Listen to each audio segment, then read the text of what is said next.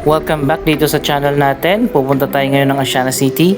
Alam ko na pala ang location kung saan itatayo ang College of St. Benilde Asiana City Campus. Tara samahan niyo ako, puntahan natin.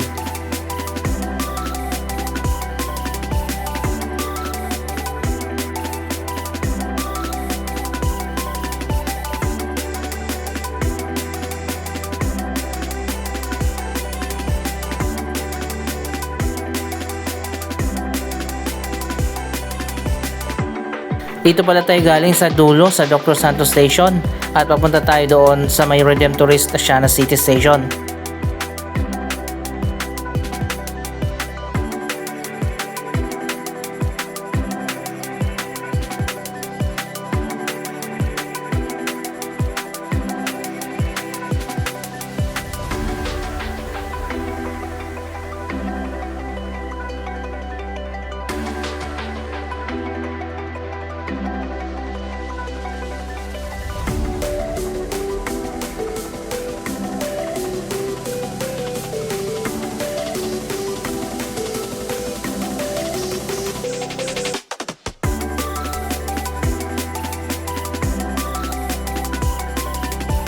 So ayun guys, ang bakanting area na to, dito pala itatayo kapag natuloy na ang matagal ng plano. Ang proposed project na Parañaque Integrated Terminal Exchange o PTEX Terminal 2. Isang bagong passenger terminal building ang itatayo dito. Matagal ng plano yan pero sa ngayon wala pa tayong balita kung kailan talaga sisimulan.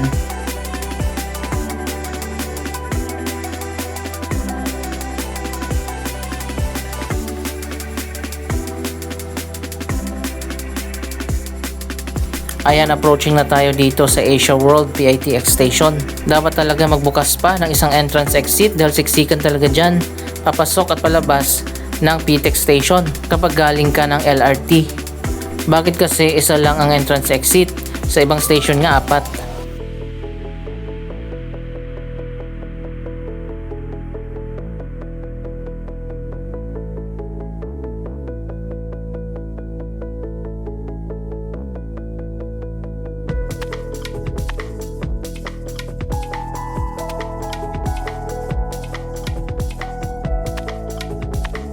Ito namang malawak na property, ito yung dating Coastal Mall na na-demolish na nga.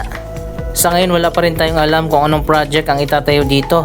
After ng ilang taon na dispute, naibalik na rin sa Manila Bay Development Corporation ang full ownership dito sa Coastal Mall property. Sobrang lawak pala ng property na ito, pwede pa magtayo dito ng isang mini city.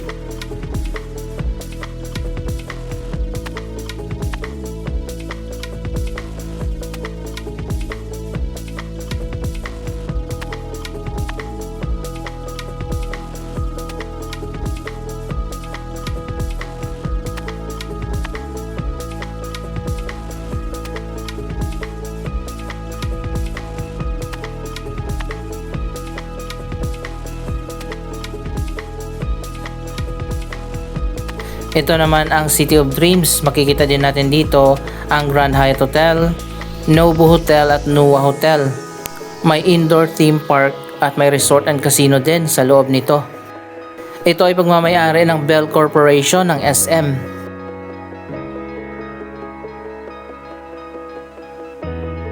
Anyway guys, approaching na tayo dito sa Asiana City.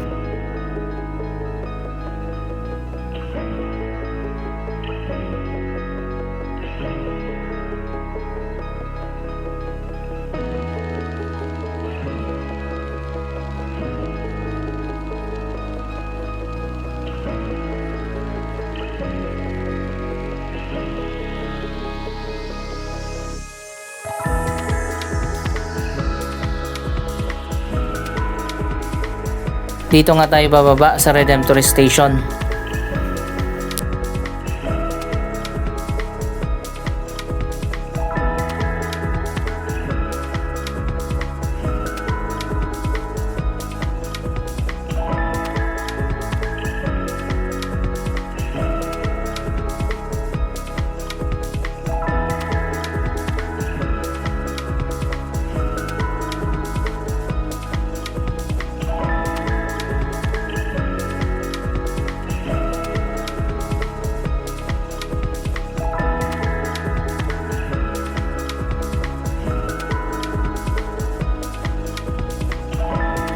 Nasa tapat lang ito ng Baclaran, sa kabilang side ng Rojas Boulevard.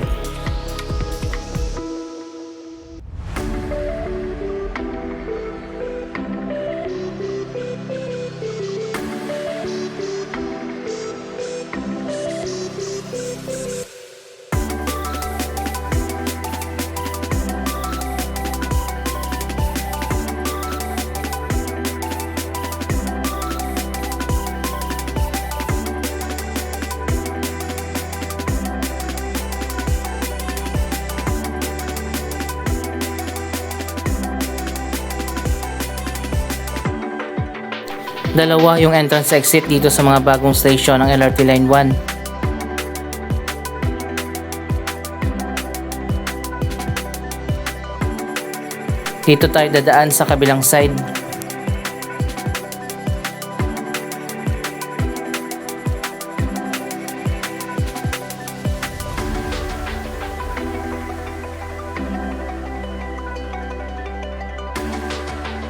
Ito nga pala yung sinasabi ko na Asiana Loop Shuttle. May sakayan na dito malapit sa LRT. Iikot yan dito sa Asiana City papunta ng PITX. Kung pupunta kayo ng Parkal at ayaw nyo nang maglakad, doon na kayo sumakay sa shuttle. Dadaan din yan ng Ayala Mall sa Manila Bay.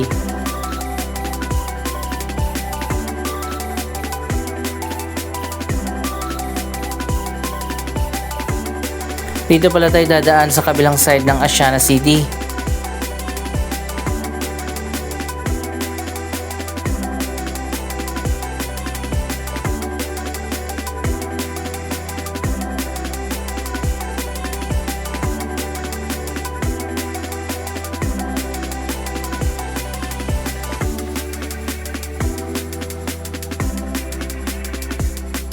Ito yung man-made canal na naging boundary ng mga reclamation project. Lagusan din ito ng drainage palabas sa Manila Bay noon. Dahil tinambakan na yung dating dagat, naging stagnant na yung tubig dyan at naging mabaho na.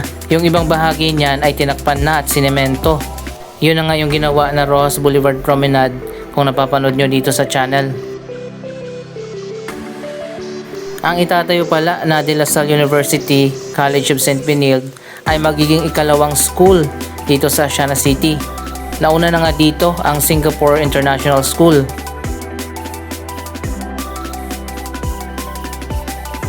So ayan guys, ito ang Singapore School Manila.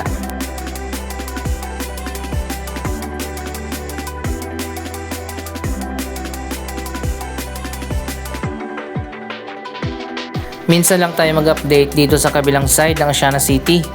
Marami na pala dito ng mga bagong hotel katulad nitong Bay Prime.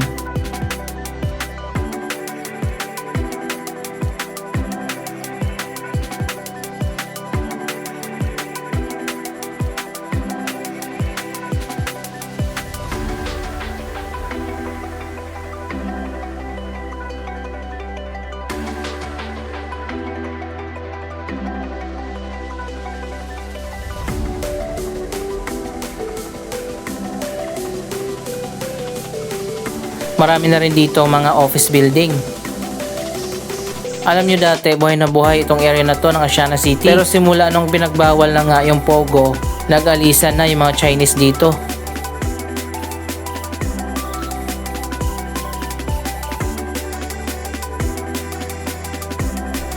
Napakarami nagsara dito na mga restaurant mula nung pinatigil na nga ang Pogo. Nagkaroon din ng malawakang vacancy sa mga office building dito.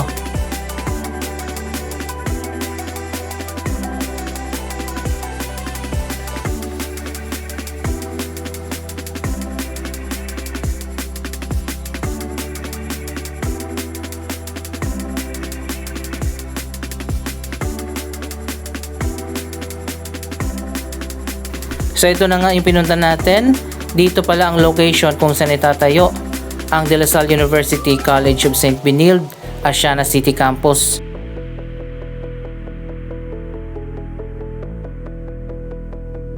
Kung nagtataka kayo kung saan ito, nasa tapat lang ito ng Parkal. Ayan yung Parkal doon sa kabilang side.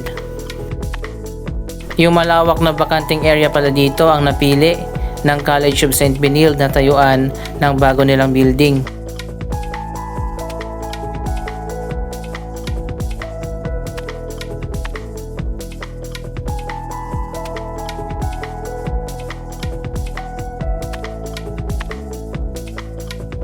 Nagkaroon na nga ng groundbreaking ceremony noong isang araw at next year sisimulan na ang construction.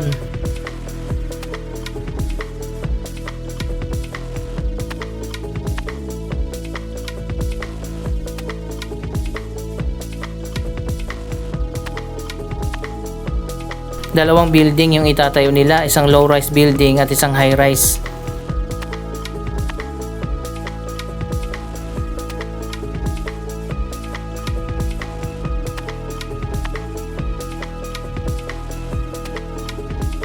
Patuloy nga ang development dito sa Asiana City. Isa pang project na inaabangan natin, ang St. Luke's Medical Center. Hanggang sa ngayon hindi pa rin natin alam ang exact na location. Pero ipapakita ko sa inyo ang mga remaining na vacant properties dito.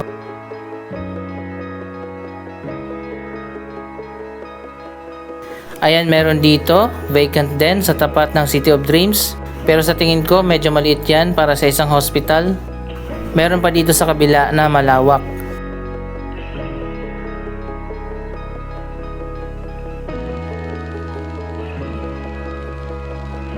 Ayan guys, ito yung mga Chinese restaurant na nagsara na.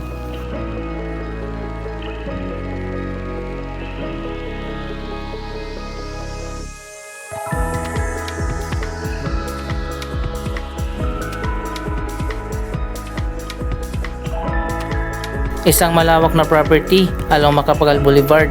Pwede dito itayo ang St. Luke's Medical Center. Nagkaroon pala ng delay sa proyektong yan dahil nagbago yung plano. Yung unang plano pala ay maliit na hospital lang.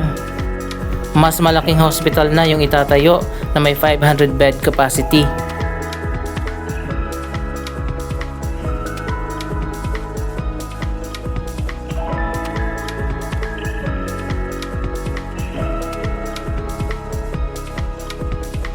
Ito yung isa pang hotel dito sa Asiana City.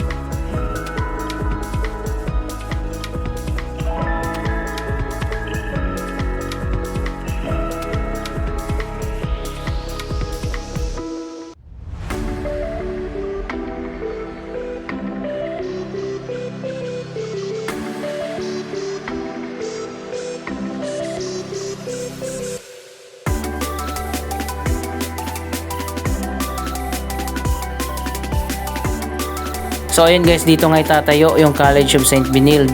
Sa tapat nito, meron din isa pang vacant na property. Pero dun sa kabila, sa may Jokno Boulevard, meron din mga vacant na property.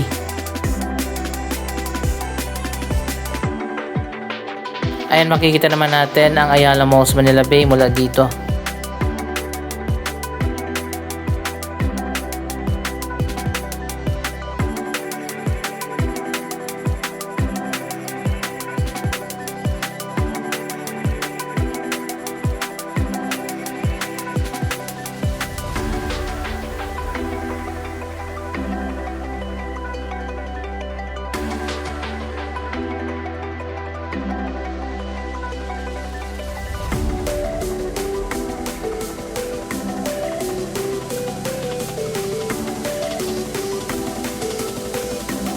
Ayon pa sa huling balita, medyo humina daw ang mga resort and casino sa buong mundo, kabilang ng mga casino dito sa ating bansa.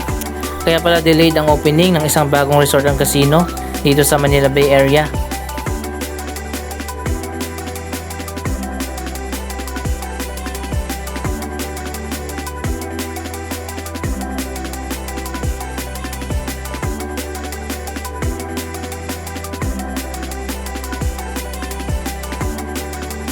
Mabuti na lang at malapit lang dito sa Asiana City ang bagong LRT station.